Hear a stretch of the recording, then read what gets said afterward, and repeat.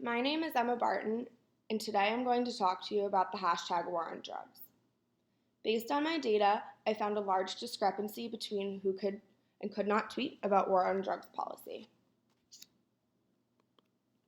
First, I would like to go over some background on the war on drugs.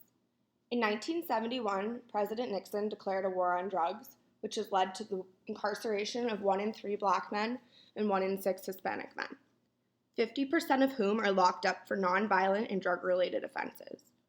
Today, the United States is the most carceral industrialized democracy in the world, and our incarceration rates are similar to Cuba and El Salvador. The New York Times claims there's an entire generation of black men lost. 600,000 black men between the ages of 25 and 54 are incarcerated. War on drugs policies disproportionately affect minorities, and this is reflected in the lack of language on Twitter. We see this divide when examining the language on Twitter. Poor people and minorities do not have the same access to Twitter and other online sites as do wealthier individuals. For my data, 93% of the tweets were expressed in English.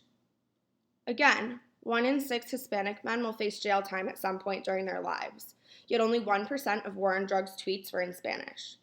There's a high possibility these individuals are bilingual, but there should be some correlation between Hispanic men incarcerated and tweets in Spanish. The lack of correlation is indicative of a digital divide. A second data visualization that helps us understand the digital divide is the word cloud. Themes we can derive, such as Bernie Sanders, Villanova, and cops, all indicate rhetoric used by younger generations. Here lies a second digital divide. More young people may be tweeting about war on drugs policies than older generations, more in favor of tough on crime policies.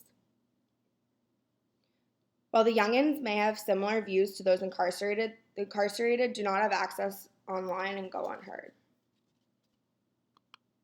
Nicole Ashoff warns about a digital divide in her piece, The Smartphone Society. She argues that smartphones shape our identities in society. Through our online selves, we produce who we want to be, and what we say about politics is a reflection of what we'd like to show the world.